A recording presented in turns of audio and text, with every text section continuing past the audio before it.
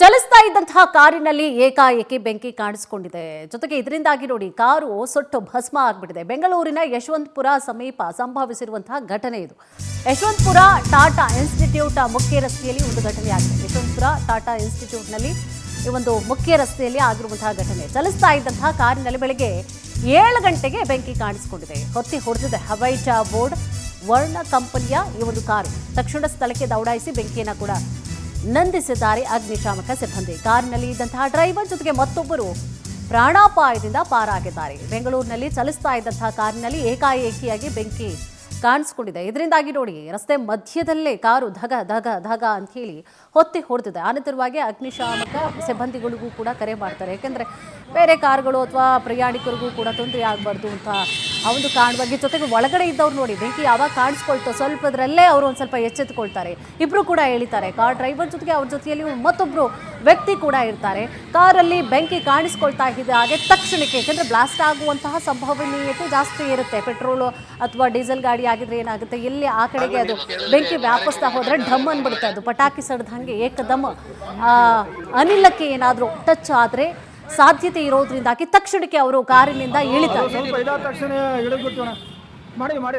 ಇದು almost 7 o'clock ಆಗಿತ್ತು. ನಾವು ನಮ್ಮ ವಿಜಯನಗರ ಹೋಗೋ ಟೈಮಲ್ಲಿ ಸಡನ್ ಆಗಿ ಬ್ಯಾಟ್ರಿ ಕ್ಲಾಶ್ ಸರ್ಕ್ಯೂಟ್ ಆಗಿರೋದಷ್ಟೇ. ಶಾರ್ಟ್ ಸರ್ಕ್ಯೂಟ್ ಆಗಿ ಸಡನ್ ಆಗಿ ಫೈರ್ ಸ್ಟಾರ್ಟ್ ಆಯಿತು.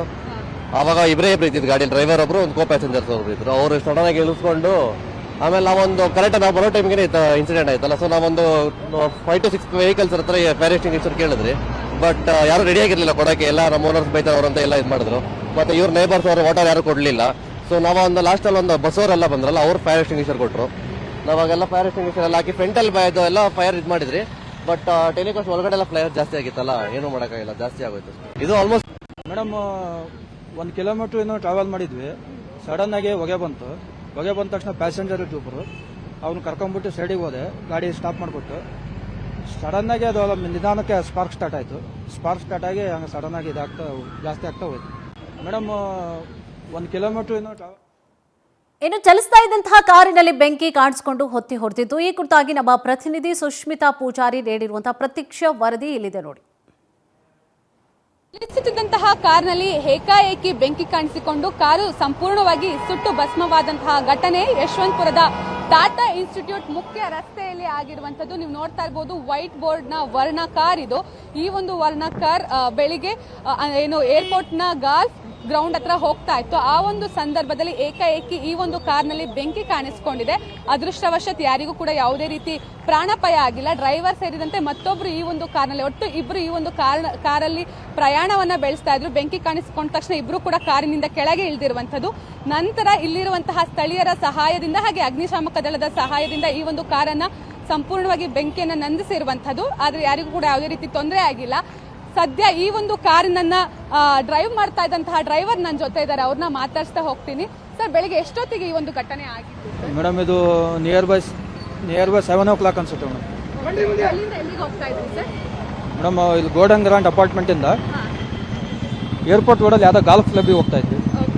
ಸರ್, ಅಂದ್ರೆ ಹೇಗೆ ಸರ್, ಯಾವ ಒಂದು ಪ್ರಾಬ್ಲಮ್ ಇಂದ ಬೆಂಕಿ ಕಾಣಿಸ್ಕೊಂಡಂತ ಗೊತ್ತಾಯ್ತಾ? ಮೇಡಮ್ ಅದು ಯಾವ್ದು ಅಂತ ಗೊತ್ತಾಗ್ಲಿಲ್ಲ.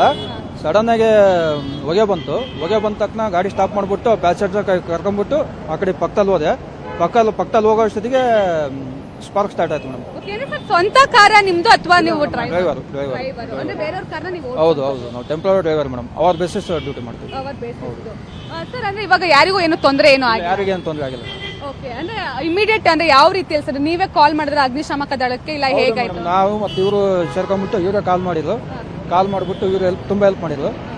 ಅದು ಬರೋದಕ್ಕೆ ಒಂದು ಸ್ವಲ್ಪ ಲೇಟ್ ಆಯ್ತು. ಯಾಕಂದ್ರೆ ಟ್ರಾಫಿಕ್ ಬೇರೆ ಜಾಮ್ ಆಯ್ತಲ್ಲ, ಬರೋದಕ್ಕೆ ಲೇಟ್ ಆಯ್ತು. ಅಷ್ಟೇ ಫುಲ್ ಬರ್ನ್ ಆಗ್ತಾ ಇತ್ತು. ಸೊ ಇದನ್ನ ಕಾರನ್ನ ಏನು ಬೆಂಕಿ ಹತ್ಕೊಂಡು ಉರಿಯುವಂತಹ ಪ್ರತ್ಯಕ್ಷದರ್ಶಿಯು ಕೂಡ ನನ್ನ ಜೊತೆ ಇದ್ದಾರೆ. ಅವ್ರನ್ನು ಕೂಡ ಮಾತಾಡ್ತಾ ಹೋಗ್ತೀನಿ.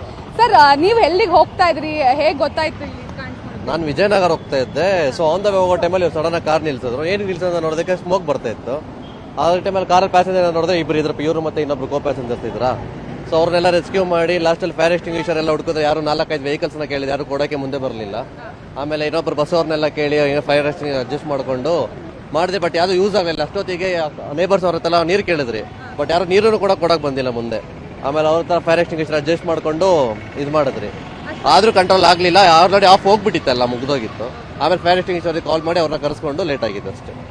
ಇದಿಷ್ಟನ್ನ ಪ್ರತ್ಯಕ್ಷದರ್ಶಿಯವರು ಹೇಳ್ತಾ ಇರುವಂತದ್ದು. ಸದ್ಯ ಮುಖ್ಯ ರಸ್ತೆ ಆಗಿರುವಂತಹ ಕಾರಣದಿಂದಾಗಿ ಕೆಲವು ಹೊತ್ತುಗಳ ಕಾಲ ಟ್ರಾಫಿಕ್ ಜಾಮ್ ಕೂಡ ಆಗಿತ್ತು. ಆ ಒಂದು ಟ್ರಾಫಿಕ್ ಅನ್ನ ಈಗ ಪೊಲೀಸರು ಕೂಡ ಕ್ಲಿಯರ್ ಮಾಡ್ತಾ ಇರುವಂತದ್ದು. ಒಟ್ಟಿನಲ್ಲಿ ಏಕಾಏಕಿ ಅಂದ್ರೆ ಯಾವೊಂದು ಕಾರಣದಿಂದಾಗಿ ಈ ಒಂದು ಕಾರ್ನಲ್ಲಿ ಬೆಂಕಿ ಕಾಣಿಸ್ಕೊಳ್ತು ಅಂತ ಹೇಳಿ ಗೊತ್ತಾಗಿಲ್ಲ. ಒಂದ್ ಕಡೆ ಏನಾದ್ರು ಇಂಜಿನ್ ಪ್ರಾಬ್ಲಮ್ ಆಯ್ತಾ ಅಥವಾ ಬ್ಯಾಟರಿಯಿಂದ ಶಾರ್ಟ್ ಸರ್ಕ್ಯೂಟ್ ಆಯ್ತಾ ಅನ್ನೋದು ಕೂಡ ಇನ್ನು ಗೊತ್ತಾಗಿಲ್ಲ. ಒಟ್ಟಿನಲ್ಲಿ ಯಾರಿಗೂ ಕೂಡ ಯಾವುದೇ ರೀತಿ ಪ್ರಾಣಾಪಾಯ ಇನ್ನೂ ಕೂಡ ಸಂಭವಿಸಿಲ್ಲ.